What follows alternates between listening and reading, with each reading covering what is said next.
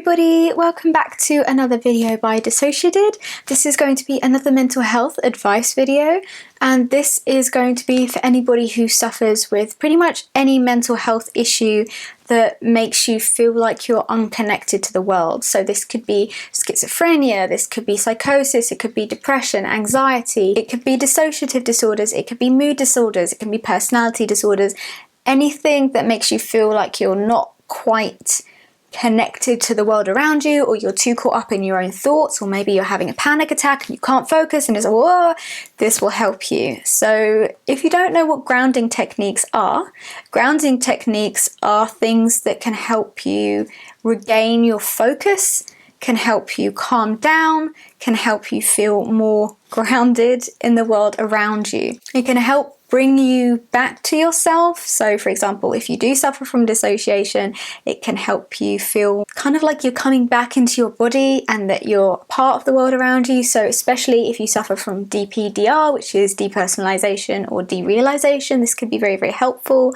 as well as if you are very, very depressed and everything's kind of floaty and you feel very, very sad and like everything's up and there's no reason to be here anymore. This can help remind you who you are and that the world is real and that it's not just everything inside your head that exists, that there's a whole world out there other than that as well. So if you feel like learning about grounding techniques would be helpful for you, that's what this whole video is about, so please keep on watching, and I really, really hope that it helps some of you out there because it certainly helped us. Grounding techniques usually focus on the senses, so you may know that one of the strongest senses, especially in relation to memory, is smell. So if you have a certain scent that brings you back to a certain time period where you were very, very happy, so maybe you equate the smell of fresh grass to a summer in your childhood that was really, really happy, or maybe your nan wore a certain kind of perfume and that makes you feel joyful and calm and relaxed. That can help. Other things in terms of smells as well, if you don't have any smells that are connected to a certain memory or anything that really triggers a strong response in you, then there are certain smells that can help regardless of that. So you don't have to have any experience with these smells previously, but they can help bring you back to the world around you, whether that's because it's a little bit of a shock or because it's very, very calming and relaxing and helps to release endorphins in your brain, helps to calm you down and bring all your stress levels down. Smells like that would be things like lavender. So lavender is a very, very calming smell. The same thing with chamomile, as long as it's relatively strong, obviously not strong enough to make you think, oh my god, or to make you feel sick, but strong enough so that you can smell it. So if you have maybe a little packet of lavender around with you, or a little bit of incense, maybe you've got a spray, maybe you have some candles or something like that, you can light a candle, or maybe you've got some lavender essence and you put it on a napkin and take it around with you, and you know, whenever you're feeling not quite with it, you can just sort of give it a sniff. It sounds really weird, but like, or maybe you can put it under your pillow at night if you have trouble sleeping, or you have a habit of falling into a depressive episode when you try to sleep, or you get panic attacks or nightmares or anything like that. That can really, really help. And on the opposite side of that scale, if you are feeling very dissociated or very like very flat, or you can't seem to regulate your emotions and you need something to bring you back quickly and sharply, then smells that are strong citrusy smells that might have a little bit of a sharp tinge to them, are very, very good at helping bring your focus back. So smells like that would be things like citrus smells, so like lime and lemon and things like that. It's almost like the smell blows away the fog in your brain if it's strong enough, or if you have a certain affinity to it. It's kind of like someone going and all the fog and the mess in your brain is just kind of like, whoa, because the only thing you can think about, because smell is such a strong sense and so connected to your mind and the rest of your body, that's the thing that you can focus on. And then because your brain is starting to rewire so that instead of focusing on what's going on inside your head, it's focusing on what's happening in the external world, it gives you that minute to kind of feel like yourself again, if you know what I mean, or you can focus on what's going on around you rather than what's going on in your head. It's kind of like putting a stopper on it, or like imagine you've got all these feelings bubbling up in a bottle.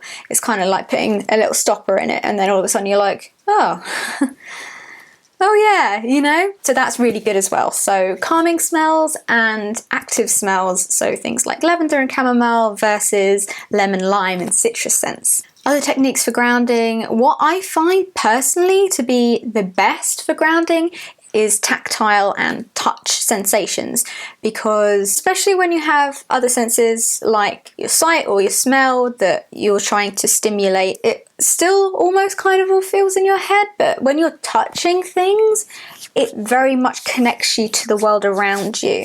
So what I like to do best that works for me personally, this might not work as well for you, but I am going to give other examples. If I'm very, very dissociated, the first thing I will do is reach out and touch something around me. So like, for example, I've got my windowsill here, so I'd be touching that. I can feel the wood in it.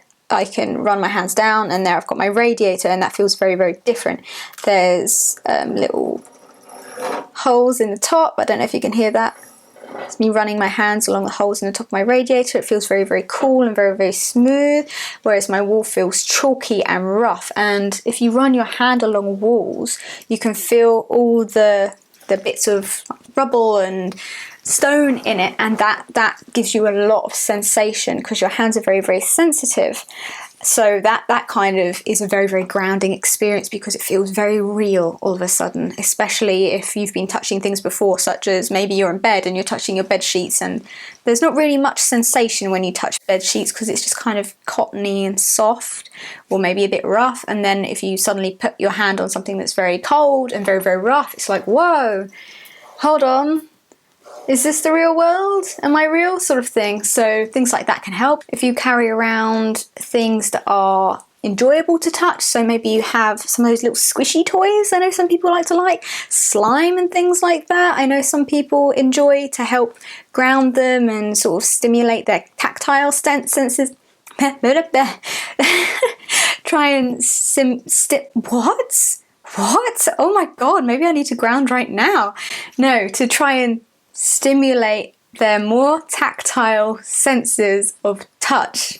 There we go. Say that 10 times faster, dare you? So things like that can help. So things that are very, very cold, like maybe if you hold an ice cube in your hands for a little while, not long enough for it to hurt, you don't want to harm yourself, or maybe holding it in your mouth, putting some cold water on your face, things like that, or holding something warm, so like putting your hands around a candle or something like that, or a hot water bottle that has maybe a bit of a rough or a fluffy texture on it, can be sort of a 2-in-1, which is very, very helpful. So I definitely recommend playing around with touch, maybe holding something with you that means something to you if you're feeling very, very dissociated. So that could be like an old toy or a scrap of fabric that has an interesting texture on it or an interesting pattern. When it comes to other things like sight, you can maybe have a look around and list everything you can see that's a living thing. So for example, if I look out my window, I can see a hedge, I can see a bush with white flowers on it, I can see a tree which has orange flowers on it, and I can see a bush full of red berries. So things like that can help you, force you to reconnect with the world around you a little bit. Other things I like to do if you are struggling to feel like yourself in the world or feel like you're real, or you're struggling to figure out who you are amid all these emotions and all these panics, and maybe you have a mood disorder and you don't know who you are and everything's just messy and it hurts and it's hard. Things that I like to do, especially if you have dissociative identity disorder, this can be really, really helpful, especially if you're not sure who you are, which can happen if you're kind of between alters, or maybe you're co-conscious and you're very, very dissociated. You're kind of like, who am I? So grounding like that would be things like, when's my birthday? Do I have a birthday? What's my favourite food? Who's my best friend? Do I have a best friend? What do I like to do? What's my favourite smell? How old am I? Do I have an age? What clothes am I wearing right now? Am I wearing any makeup? Do I like to wear makeup? What gender am I? things like that. And obviously if you're asking yourselves things and all the questions are, I don't know, then stop, because that's going to make you panic, and focus on other things instead. So what's the weather like? Where am I right now? Do you know where you are right now? Call for help. If you don't, do you know who to call for help? Things like that. So yeah, what's the weather like? Is it cold? What season is it? What can I see surrounding me? What kind of room am I in right now? What colour are the walls? Yeah? How many pieces of furniture are in this room? Is there somewhere you'd prefer to sit than where you're sitting now? Can you feel where you're holding stress and tension in your body? Have you got your shoulders clenched up really, really tight? Do you feel like you're holding stress in your back? Relax. Just breathe out and push your shoulders down a little bit. Stretch your arms out. Click your back if you need to, and just relax for a minute. Breathe deeply. Are you clenching your jaw? Are you holding your jaw really, really tightly, holding your teeth together? Let it go. Unclench your jaw.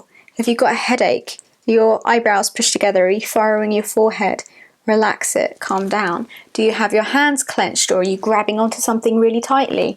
Let go a little bit. Smooth your hand over it and feel the sensation of what that feels like. Do you have anything in your mouth right now? Can you taste anything in your mouth right now? What does it feel like? Do you like the way that feels in your mouth? If you don't, get rid of it.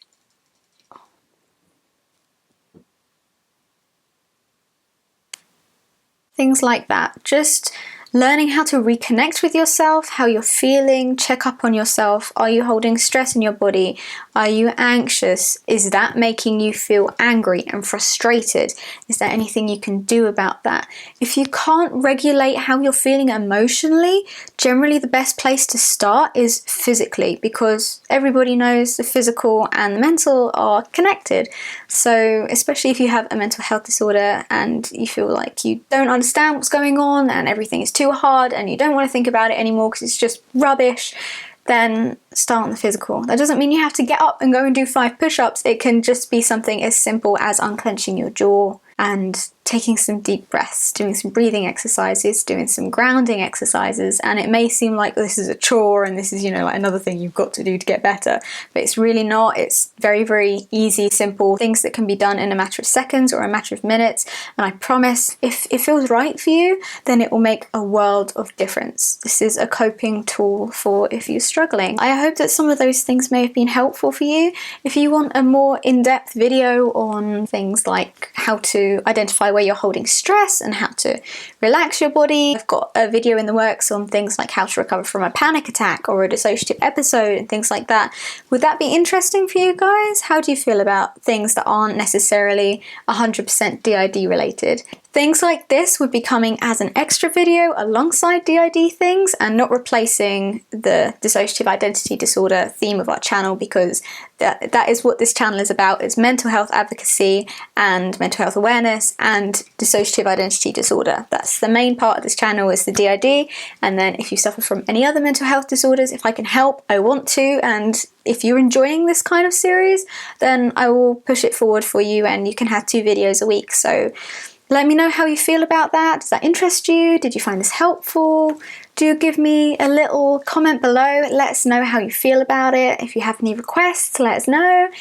And yeah, I guess we'll see you all in the next video. Make sure you check us out on social media so you know if we're going live or when our next uploads are and things like that. So don't forget to follow us. All our social media is at DissociaDID, due to a lot of requests for things like a Patreon and a Ko-fi account, which you can find as always at /DissociaDID. So please do have a look at that. Also, we have a sponsor, BetterHelp, and if you sign up at BetterHelp using /Chloe, it helps to support our channel. So if you are interested in looking at therapy online without leaving your house, because for some reason, no matter what that reason is, you can't get a therapist, whether you can't afford it or you can't leave the house due to agoraphobia or social anxiety or something like that, we did a whole video on therapy and starting out for therapy, so you can check that out. And if you use our BetterHelp link, if you feel like that would be useful for you, then it does help support the channel. So please do have a look at those things if you would like to support us. And I hope you all have a really lovely day. We'll see you all in the next video, guys. Lots of love, everybody. Bye-bye.